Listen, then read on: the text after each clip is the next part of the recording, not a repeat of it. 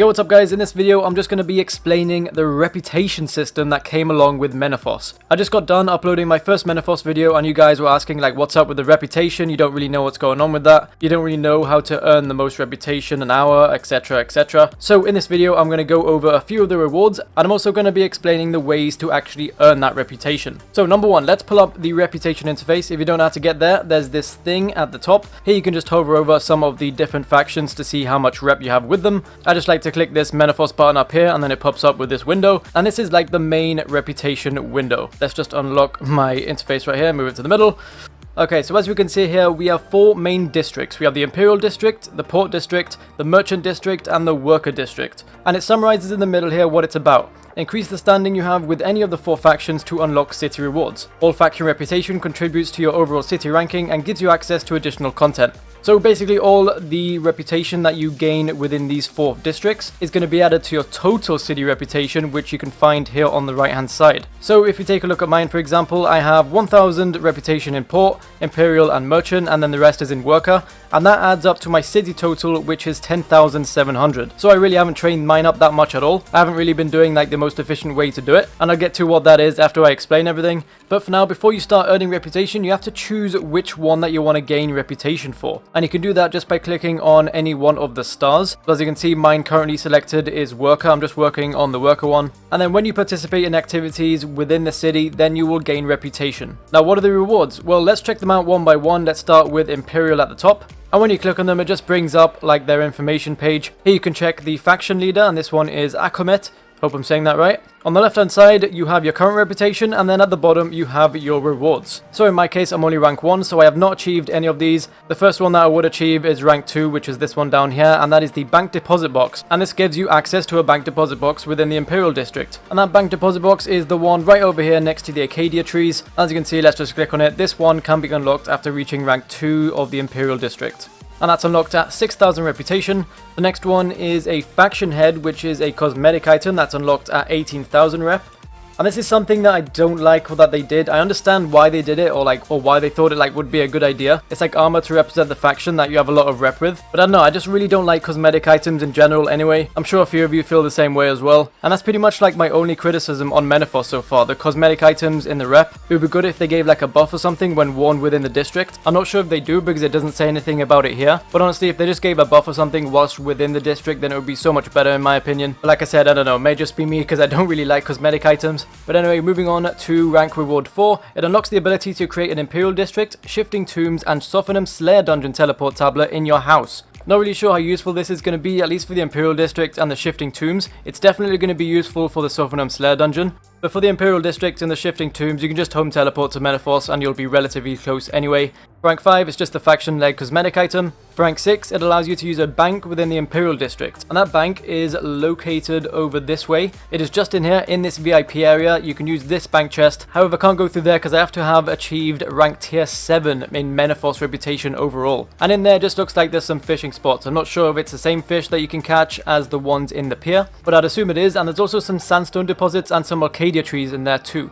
Also, there's this cat called Anuka, and you can pet it and talk to it. I'm not sure if that does anything. May just be like an Easter egg thing, but I wouldn't really know until I get inside if that actually means anything. But anyway, let's see, moving on. Number 7 is the body cosmetic. Number 8 is gives you an Imperial District skilling boost, which permanently improves your woodcutting success rate within the Imperial District when cutting Acadia trees. It doesn't give a percentage that it improves it by, it just says that it improves your success rate, but nonetheless, no matter what level you are, this is going to give you a little boost. At rank 9, it gives you a title of the Imperial District, and finally at rank 10, you can unlock a magic carpet pet from the Imperial District. I believe each district has their own little magic carpet pet. I think they're all just different colours, and I'm really looking forward to unlocking my first one if I'm honest. Let's move on to the Ports District, and before I go on any further, the majority of the rewards are going to be the same from here on out. The only thing that kind of changes is that it makes things relative to their district. So for example, let's take a look at this. Once again, at rank 2, we unlock a bank deposit box.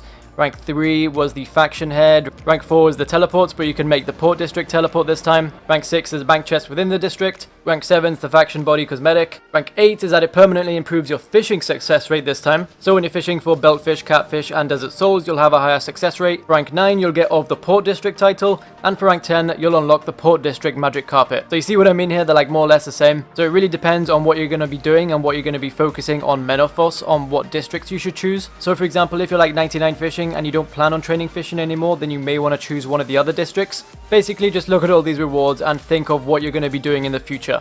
For the Merchant District, you unlock a bank deposit box, there's the Cosmetic Item at level 3, you get the Merchant District Teleport at level 4, the Faction Legs at 5, Bank Chest at 6, Faction Body at 7, you improve your Thieving Success Rate at rank 8, and at rank 10 you get the Merchant District Magic Carpet. And finally for the Worker District, at rank 2 you get the Bank Deposit Box, rank 3 you get the Faction Head, rank 4 you get the Worker District Teleport, rank 4 you get the Faction Legs, rank 6 you get the Bank Chest, rank 7 you get the body, at rank 8 you boost your mining success rate, at rank 9 you get all the Worker District title, and finally at rank 10 you get the Worker District Magic Carpet. Now let's take a look at the overview of the city rewards. So at 4,000 reputation, which you get after completing the Jack of all trades quest, you unlock the Grand Exchange, so you can use the Grand Exchange and the bank there. At 6,600 you unlock the Tumecan Standard, which is a cosmetic override, which I don't really care too much about. At 19,800 reputation you gain access to the Crocodile Tears quest. And this is something I actually really like that they did. They made it so that you unlock quests with reputation. So that means you're going to have to be taking part in activities within Menaphos in order to access those quests. And like I said, the Crocodile Tears quest is the first one that you get to unlock. At rank 4 you get the Surfer Skilling buff, which is unlocked at 39,600 rep. And this gives you a chance to discover an Impling or a Guthix Butterfly while surfer skilling around Menaphos. So whenever you're skilling around Menaphos, like woodcutting, mining, fishing, whatever, you'll have a chance to discover one of these Implings or Guthix Butterflies around Menaphos. At rank 5 and 66,000 rep, you get an increased amount of gold and feathers from shifting tombs. And apparently you also unlock the second tier of the Tumecan Standard cosmetic. This actually seems like a pretty decent one. For those of you that have tried shifting tombs already, you'll probably know what I'm talking about. Basically, the feathers that they're talking about are feathers that you gain from shifting tombs. You can also gain them from the Grand Exchange and from some guy outside of the Slayer dungeon, but this is like a free way of getting them, and you need these feathers in order to kill the Slayer monsters in the new Slayer dungeon. One feather gets fused up per monster that you kill, so if you plan on doing a lot of Slayer or just a lot of PVMing in general, then you're going to need a whole lot of them. And also they cost like 1.5k each from the guy outside of the Slayer dungeon, so they're not really that cheap. That's like 1.5k a kill. If you plan on getting 1,000 kills somewhere, that's going to cost 1.5 mil. So I think this buff is really good. I think it just depends on how many more feathers that it gives you, but in general it just seems like a really solid one. Next up, you unlock the Our Man in the North quest, which is unlocked at 99,000 rep. Once again, another quest that requires rep to be unlocked. At rank 7 you get the Slayer feather buff, and like I just said, one feather gets used up per monster that you kill, and this gives you a chance to save a feather during Slayer, and it also gives you access to the VIP skilling area, which I just showed you. After that, it's just the final tier of that cosmetic override. At 254.1k rep, you unlock the Fight Club quest. Don't know why, just judging from that title, I just really want to do that quest. So after I'm done with these videos, I'm just going to go spam that rep, and hopefully in the long run, they are worth doing.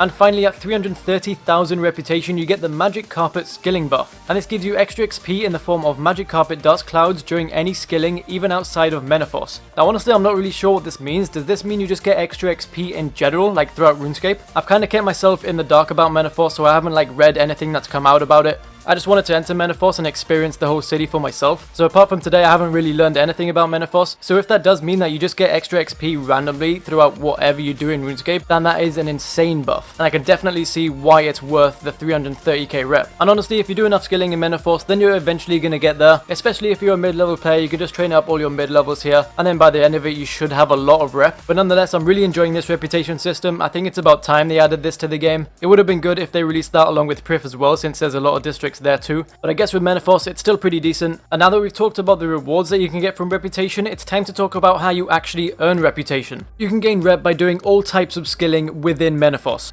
However, the methods that are going to give you the most reputation are the newer methods that got added to the game with Menaphos. So basically the methods that were in a video that I made earlier on today. If you haven't seen that one already, I'll leave a link to that in the description. But if you're skilling normally in order to gain reputation, then I'd definitely recommend one of those methods. I'm really not sure yet which one gives the most reputation, but if I really have to take a guess on my past experiences, then it probably would be fishing if you have at least 60 fishing. Because every time you catch one of the desert souls, it's 3 rep, and then every time you catch one of the catfish, it's 4.5 rep. And then if you have 72 fishing, you can catch the beltfish, which gives you 5.6 rep. And then I think in second place just comes thieving or woodcutting. For thieving, you can just spam click on the market here and you get 1.3 rep every time. And for woodcutting, it's 4.5 rep every time you successfully chop a log. And then I think mining's the slowest one, but I'm really not sure on which one is going to be quicker. I just think fishing is going to be the easiest one for you to do in terms of like AFK-ness and rep gain.